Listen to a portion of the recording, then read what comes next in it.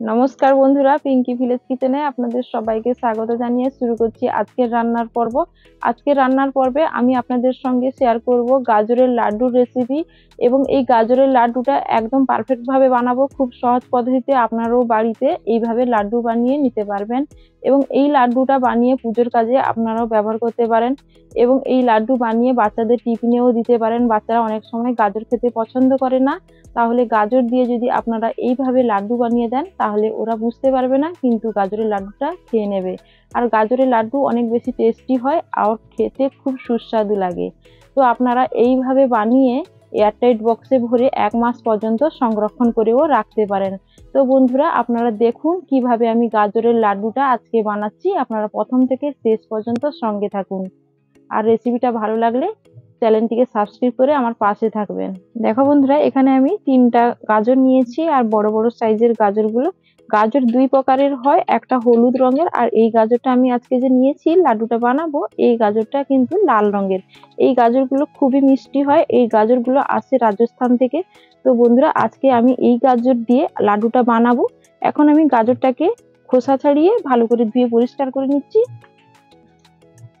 এখন আমি খোসাগুলো তুলে নিচ্ছি। এবার দেখো গাজরগুলো খোসা ছাড়িয়ে এবার ধুয়ে পরিষ্কার করে নিচ্ছি। হাতে এভাবে ঘষে ঘষে ধুয়ে পরিষ্কার করে নিতে হবে। এবার এই গ্রেটার দিয়ে আমি গাজরগুলোকে এভাবে গ্রেট করে নিচ্ছি। আর বন্ধুরা, এখানে আমি 500 গ্রাম গাজর নিয়েছি। দেখো গাজরটা কেমন করে গ্রেট করা হয়েছে, একদম কিন্তু মিহি মিহি, এভাবেই কিন্তু গ্রেট করে নিতে হবে। দেখো এখানে সবগুলো গাজর আমার গ্রেট করা হয়ে গেছে। এবার আমি উনুনটা ধরিয়ে নেব। উনুনটা ধরিয়ে নিয়েছি, কড়াইটা বসিয়ে দিলাম। এবার আমি কড়াইয়ের মধ্যে ঘি দেব। ঘিটা আমি 2 চামচ মতো দেব। প্রথমে আমি সুজি ভেজে নেব। এই কাপে আমি হাফ কাপ সুজি নিয়েছি।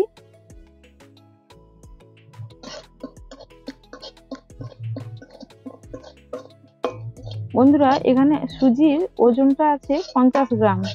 আমি এই কাপে সুজি নিয়েছিলাম, এই কাপে হাফ কাপ মানে আমার 50 গ্রাম সুজিটা আছে। এখন ঘি দিয়ে ভাজা আমার হয়ে গেছে, আমি নামিয়ে নেব। এবার আবার আমি কড়াইয়ের মধ্যে 3 চামচ মতো ঘি দিয়ে দিচ্ছি। এবার এই ঘির মধ্যে আমি দিয়ে দেবো গ্রেট করা গাজরগুলো।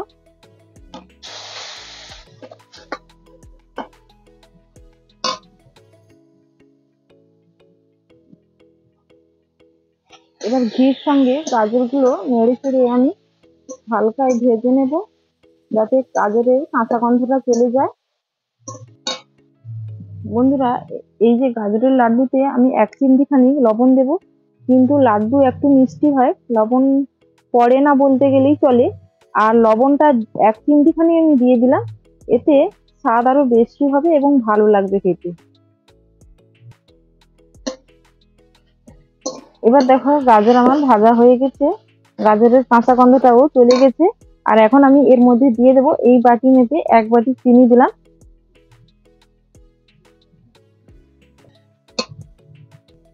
এবার এই বাটির মাপ করে আমি 1 বাটি দুধ দিচ্ছি। এবার একসঙ্গে নেড়ে চেড়ে আমি মিশিয়ে নেব। আর এখানে দুধটা অবশ্যই দিতে হবে, কারণ গাজরের যে লাড্ডুটা হবে সেটা অনেক বেশি টেস্টি হবে। এবার আমি এই যে ভেজে রাখা সুজিটা আমি এখন এর মধ্যে দিয়ে দিচ্ছি।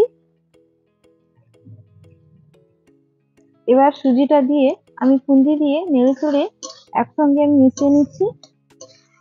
আর এটা খুব হালকা আঁচে করতে হবে বন্ধুরা, ধীরে ধীরে নেড়ে নেড়ে তৈরি করে নিতে হবে এই লাড্ডুটা।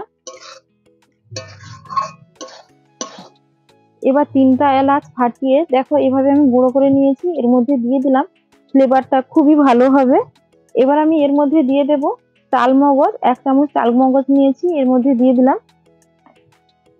এবার এর মধ্যে দেব কাজু বাদাম, ভেঙে আমি টুকরো করে নিয়েছি, এর মধ্যে দিলাম। এবার একসঙ্গে নেড়ে চেড়ে আবার আমি মিশিয়ে নেব।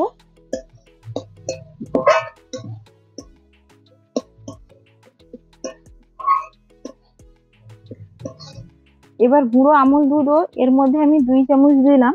লিকুইড দুধ যেহেতু আমি দিয়েছি আর তার জন্য 2 চামচ গুঁড়ো আমুল দুধ দিলাম। গুঁড়ো আমুল দুধ যদি দিয়ে করবে তাহলে একটু বেশি করে দেবে, তাতে খুব ভালো লাগবে। আর না হলে লিকুইড দুধ দিয়েও তোমরা করে নিতে পারো।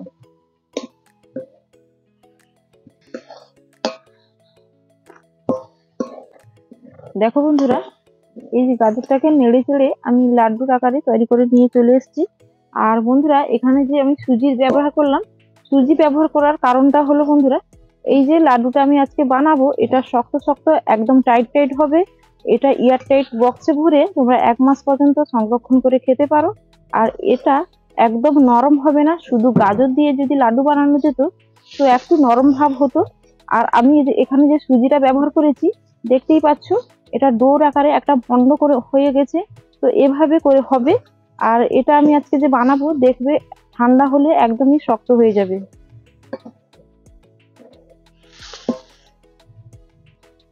তো বন্ধুরা, আমি এখানে এই বাটিতে আমি 1 বাটি চিনি দিয়েছি, দেখতে পেয়েছো। আর তোমরা যদি এর থেকে বেশি মিষ্টি পছন্দ করো তাহলে এর থেকেও একটু চিনি দিতে পারো। আর আমি 1 বাটি চিনি দিয়েছি, যেহেতু গাজর তো মিষ্টি, গাজর মিষ্টি আছে, তার জন্য এই বাটিতে 1 বাটি চিনি দিয়েছি। এখন আমার মিষ্টি হয়ে গেছে। আর গাজরটা একদম লাড্ডু তৈরির শেপ দেওয়ার জন্য একদম কিন্তু তৈরি। দেখতে পাচ্ছ কড়াই থেকে ছেড়ে এসছে, একদম এভাবে শুকনো শুকনো হয়েছে। এখন আমি নামিয়ে নেব।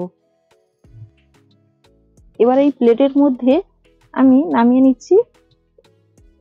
একটু ঠান্ডা হওয়ার জন্য অপেক্ষা করব। ঠান্ডা হয়ে গেলে তারপরে আমি লাড্ডুটা বানাবো।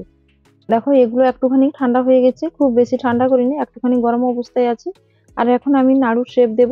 তো এখন আমি হাতের মধ্যে একটু ঘি মেখে নিয়েছি, দেখতেই পাচ্ছ। আর ঘি বা সাদা তেল মাখতে পারো বা ঘি মাখতে পারো। আমি এখন ঘির ব্যবহার করেছি, তাই আমি ঘি হাতের কাছে ছিল তাই আমি ঘিটা দিয়ে মেখে নিচ্ছি। তো এখন আমি এভাবে নিয়ে নিলাম। এভাবে হাতের মধ্যে দিয়ে এরকম করে মুঠো মুঠো করে নিতে হবে প্রথমে। দেখো, বলেছিলাম যে এই সুজি দেওয়ার কারণে এগুলো একটু শক্ত টাইট টাইট হবে, দেখতেই পাচ্ছ কেমন হয়েছে। আর এখন দুই হাতের তালুর মধ্যে রেখে এভাবে ঘুরিয়ে শেপ দিয়ে নেব। দেখো কিভাবে বানিয়ে নিচ্ছি আমি।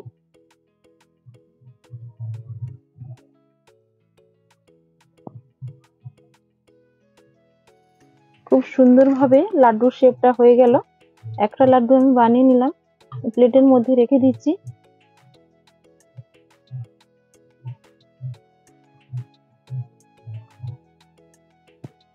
ঠিক একইভাবে আমি সবগুলো লাড্ডু বানিয়ে নেব।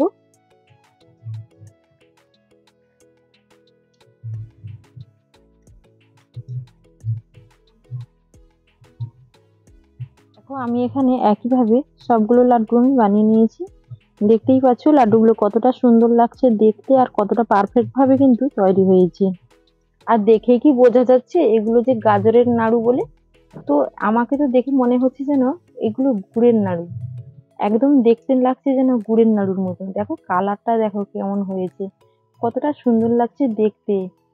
তো বন্ধুরা, আজকের আমার এই গাজরের লাড়ুর রেসিপি তোমাদের কাছে কেমন লেগেছে কমেন্টে কিন্তু অবশ্যই জানাবে। আর অবশ্যই আমার চ্যানেলটাকে সাবস্ক্রাইব করে আমার পাশে থাকবে। বন্ধুদের সঙ্গে বেশি বেশি করে শেয়ার করবে, লাইক করবে। ভালো থাকবে, সুস্থ থাকবে। আগামী পর্বে আবার ফিরে আসবো এরকম অন্য নতুন রেসিপির সাথে।